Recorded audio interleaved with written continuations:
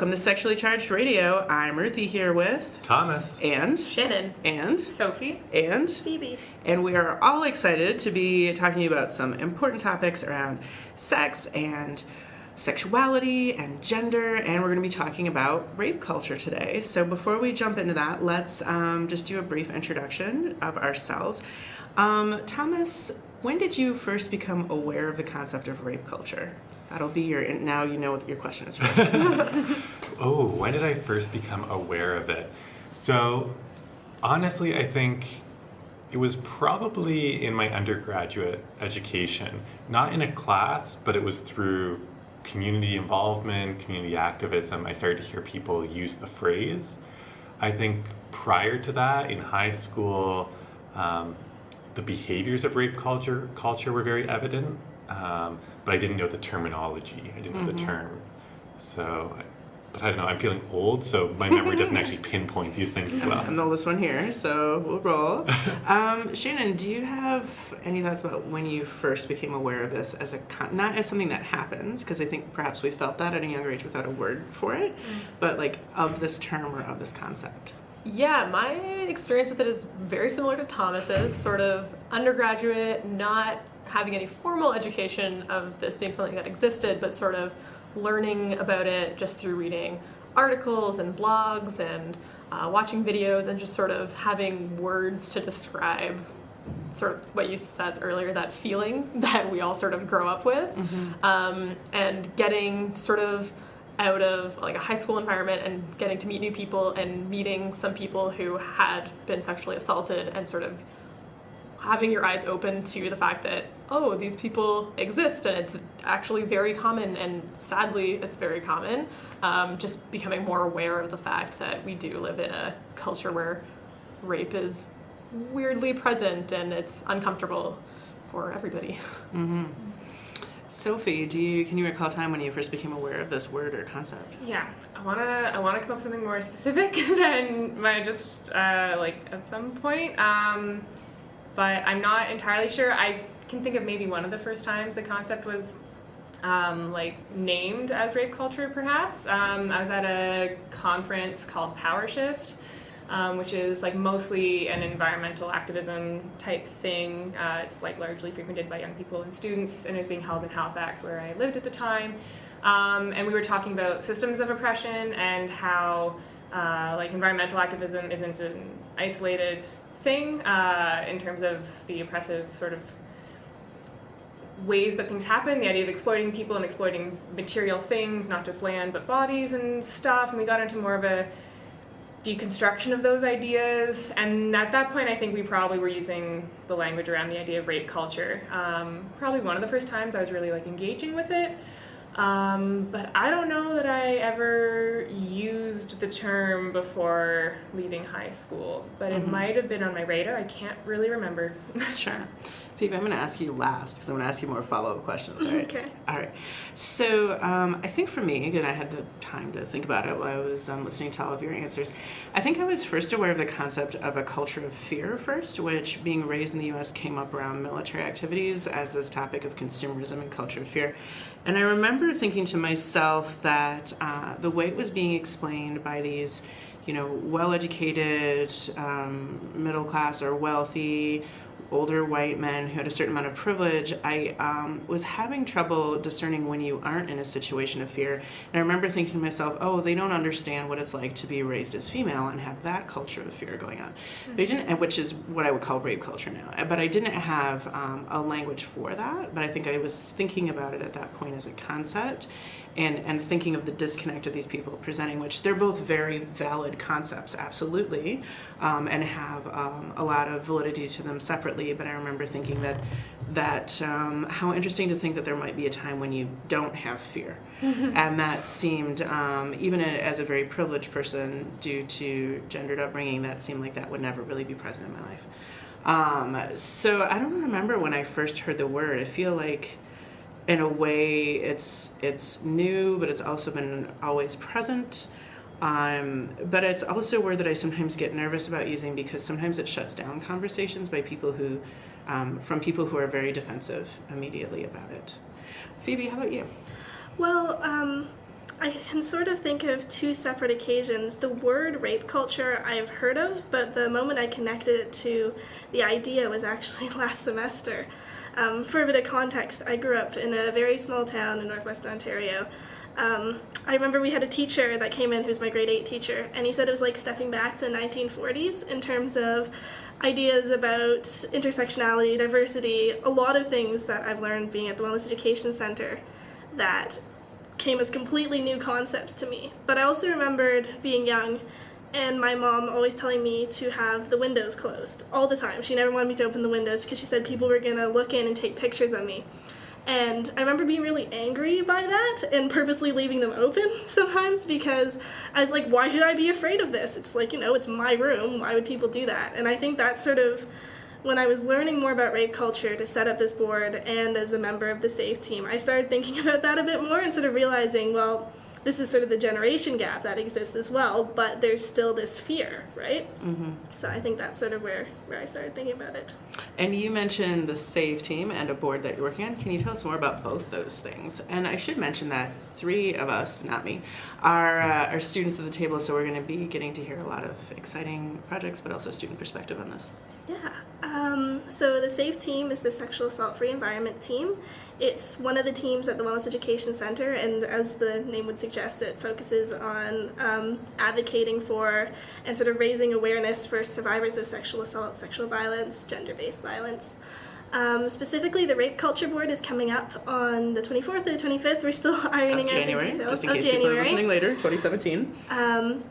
And what we're trying to do is we're trying to raise visibility about rape culture and doing a lot of research for the board. Things like you type rape culture into YouTube and the first 3 videos that pop up are rape culture does not exist, which is mildly infuriating. And then there's a fantastic video after that. I've forgotten the name of the YouTuber, but they do a fantastic job explaining about rape culture and stuff like that. But if people were just to pick the first 3 videos, if they were to type that into YouTube, then they might get a fairly misguided view about what rape culture is. And so our idea is that we're just going to try and take examples from media, from things that exist all around us, and kind of put them up in a way that's, this is here, it's a thing, pay attention to it. So it's providing both definitions and examples, Yes. it sounds like, to kind of prove the point. Yeah. Important project, but this will probably be difficult for some people to witness at the same time. Mm-hmm. Yep. I read the YouTube comments section. It was regrettable at times. There's a lot of anger about it. I think one of the primary things that people were saying is that this kind of thing doesn't happen in North America. Like, I think a better example would other people's problems. Especially they bring up like Muslim primarily countries and the Middle East and Africa in general, and it seems like, it's sort of not my backyard kind of mentality about rape culture, and also I think a misunderstanding about what rape culture actually is. Yeah, well, we talk a lot on campus communities, the 1 in 4, the 1 in 5 statistics, the sexual assault on campus, primarily around cis women. I think that statistic comes from. Which, by the way, I think are low numbers, but are our best guesses. Absolutely. And actually there was a great presentation a couple months ago at the Society for the Scientific Study of Sexuality that provided some evidence that those numbers are quite low. I'm wondering, so we have lots of undergraduate students here. What do you hear from your peers, colleagues around sort of, do they believe that the 1 in 4 or 1 in 5 is a Canadian number? Is it a Guelph number? Is it, does that come up in conversation or at events? Seriously, are people taking this? I feel as though in my general circle, which is like not a representative demonstration of North America, I'm an undergraduate student. I'm a white 22-year-old woman and upper kind of middle class, so it's not, but even so, I do feel like there's an understanding that gendered violence and sexual assault are very real problems and challenges and things that are happening throughout our communities. However, I think people's connection with those realities and the concept of rape culture, there's not always a connection that's being made there. Like, I think there's the understanding that, okay, these experiences of people being experiencing gendered violence and sexual violence, that those experiences are real and those are happening. But there's the idea that like rape culture is like a philosophical abstract idea that like might or might not be a thing. Whereas I think of it as like it's the naming of a phenomenon that in some ways manifests in these probably quite low numbers that we have about the rates of assaults and sexual violence. So I don't know, there's not a dismissal that sexual violence is a very real present thing in my kind of social circle, but I don't know, I rarely have, most of the conversations I have about it are probably pretty gendered in terms of the fact that they are with other people who also identify as women. It's harder, I find, to have conversations with it about rape culture and sexual violence with people who identify as men, because it does often feel like you're just really up against this like wall of experience of just like living in a culture of fear due to what your gender identity is, that is so normal to you, even though it's really, as Phoebe said, like it makes you angry, but it's normal to you. And it's not normal necessarily to a lot of the men with whom I've spoken. So it can be really frustrating for me.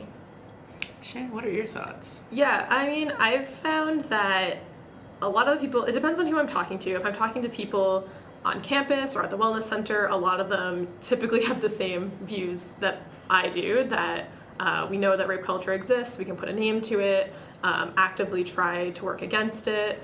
But then when I step out of a campus environment and sort of go into my part-time job in the hospitality industry, and I'm working... I've worked there too. Yeah, and I'm working with people who haven't had sort of that university experience and aren't exposed to the like statistics and like these boards that we're having, and they're just like living normal lives.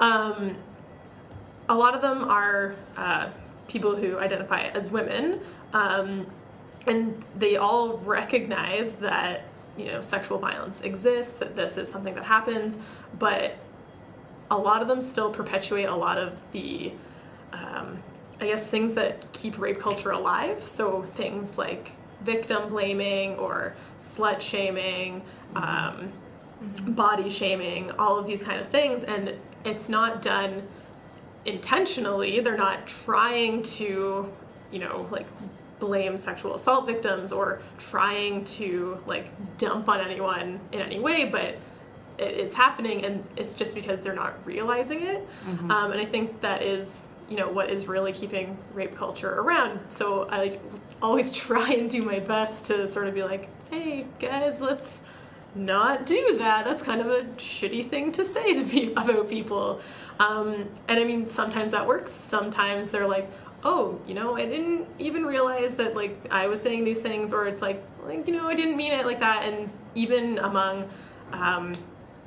you know, like other cis women, there is sort of a defensiveness because no one likes to be called out on their behaviors, especially if you're telling them that it's something that's problematic. But I feel like trying to have those conversations and letting people know that you're not trying to attack them in any way, and you're not sort of tearing down who they are as a person, you're just trying to make everything a little bit safer for everyone. You know, like you want to create an environment where everyone feels safe, not just people in a university environment who are privileged enough to be able to, you know, see these boards and have this education, but you want it to be like, out in the environment, out with everybody, having people feel that they can be who they are and won't be shamed for it. Yeah, this notion of safe is coming up as we talk about it, and safety. And it makes me think of this large conversational shift that we're trying to have. And the way I think about it is, you know, we have started at, and still somewhat continue, a place of teaching people to be safer by taking care of themselves. And I feel like it's moving towards a place of encouraging safety by holding ourselves accountable to not hurt others. So protecting ourselves from others versus protecting others from ourselves. So, for instance, if I've been taught to keep myself safe by protecting myself from others, then I always walk with my phone out or with somebody else around. I keep the windows shut. If I'm going to hook up or I have a date with somebody, I'm thinking about who else can hear me, or do I meet them in a coffee shop or bar before going to a solo place? Do I feel less victimized at my place or their place? All these sorts of things. I'm going to dress in a certain way so as to reduce undesirable attention to myself. I don't want to give mixed messages at bars. If I'm trying to keep other people safe from me, then I'm trying not to engage in humor that normalizes victimizing of people, myself or others. I'm trying to make sure that I'm getting people's consent in conversations or in flirting with them when I approach them. I'm taking all these things to try to hold myself accountable for not making other people feel unsafe.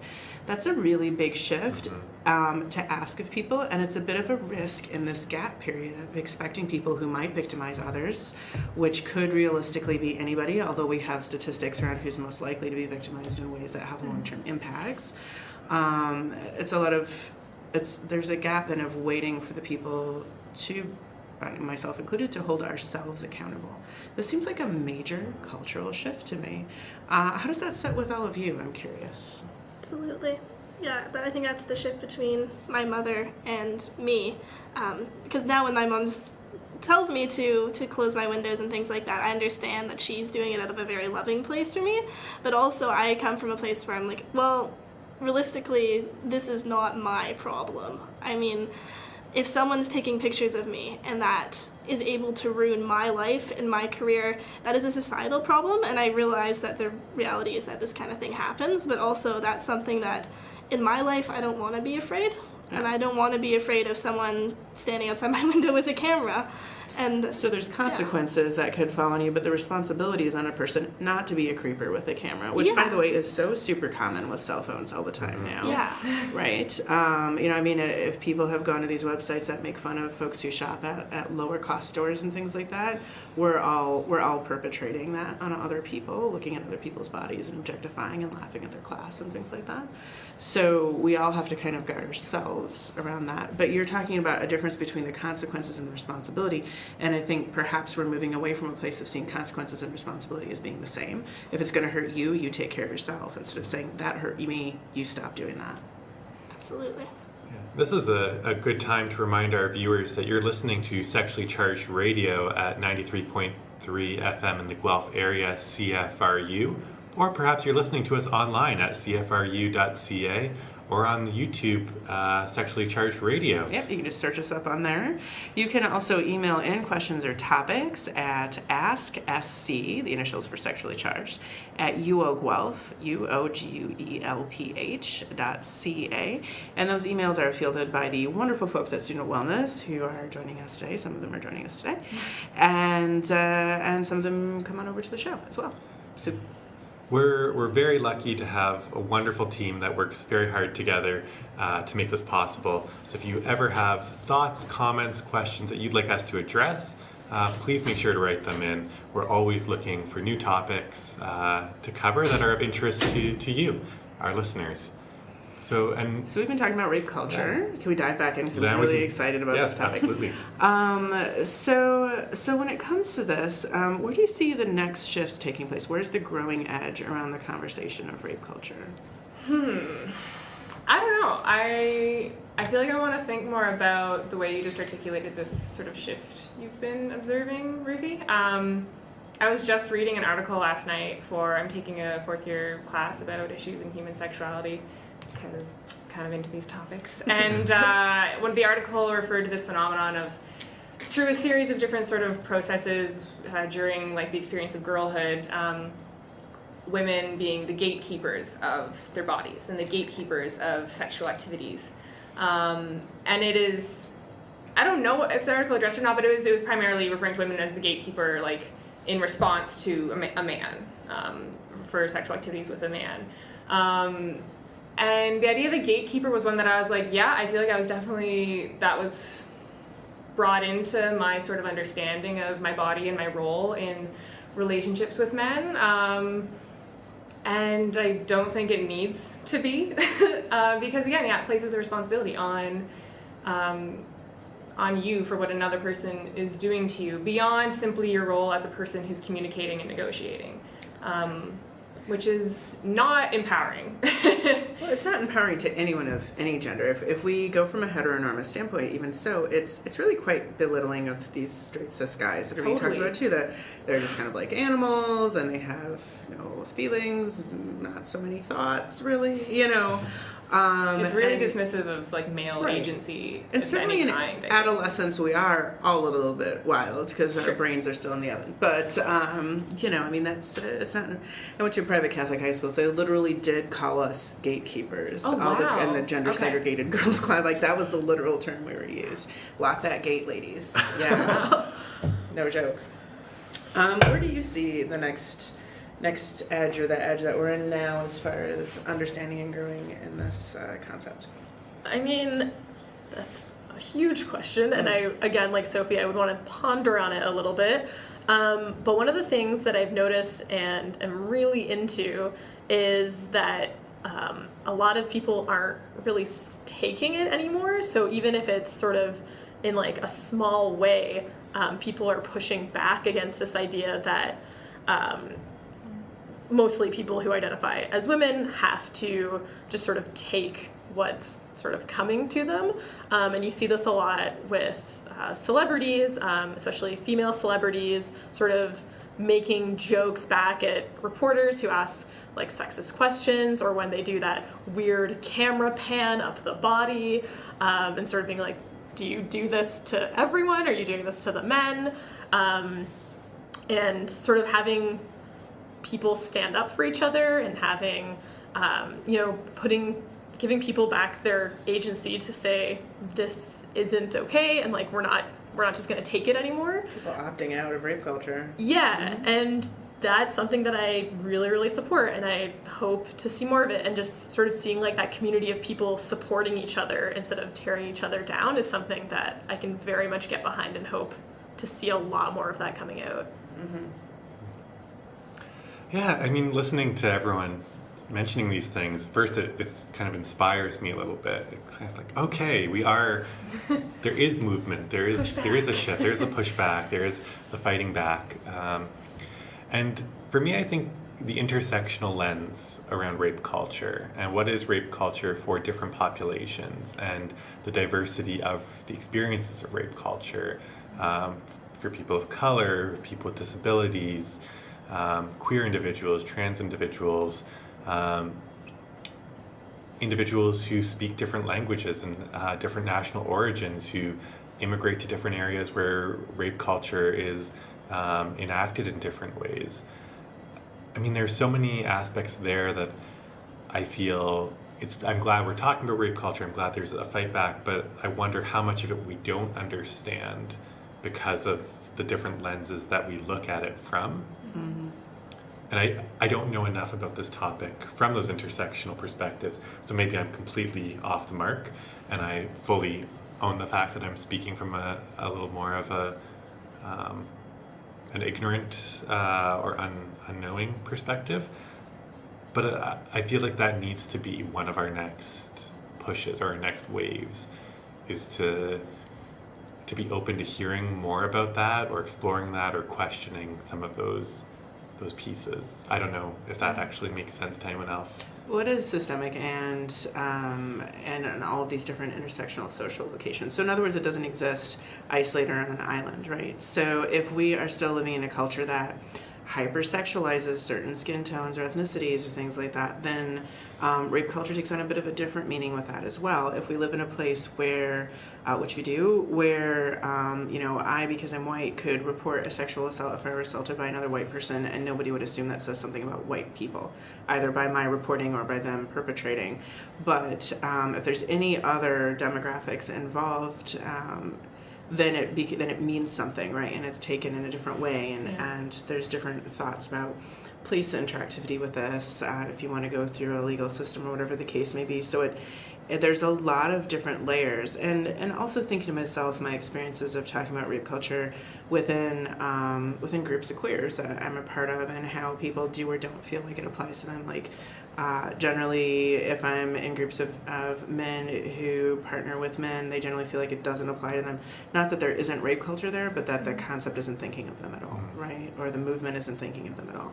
And same with women partnered with other women and trans issues. I mean, trans people, frequently nobody's thinking of them, so that, you know. So I am thinking about all of those different layers, which doesn't mean that we're doing it wrong.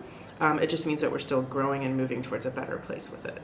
Well, one of the things that I like, one of the many examples that I feel like can be sort of employed to describe like the kind of rape culture that's part of, I don't know, my life, is around the idea that like the assumption of rape as a reality, like the assumption that it's just gonna be a reality, I think is like often manifests in people using it as either like a joke or some sort of deterrent for men to commit crimes.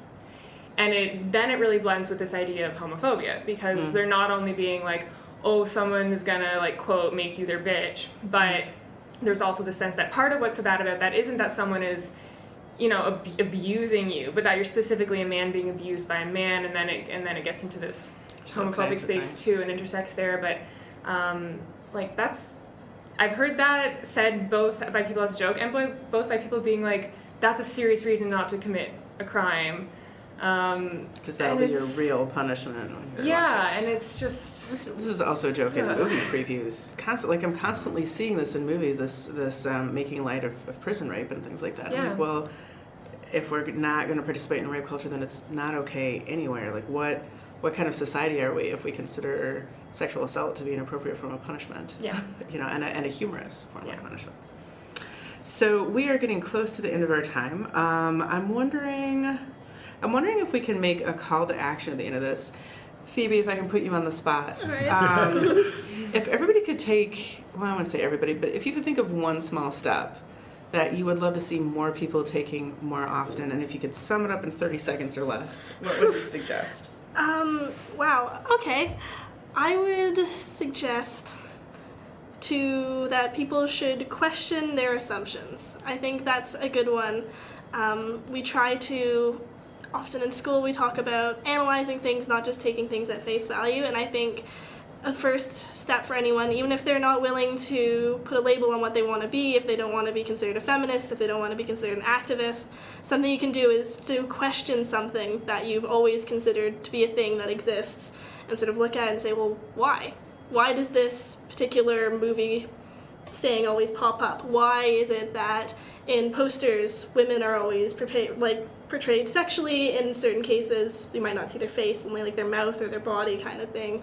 Or just a small question like that. I think that's been helpful in talking to people and also not making people feel accused. When I talk to my male friends about rape culture and sexual assault, I think there's a lot of fear there as well, and that can be isolating.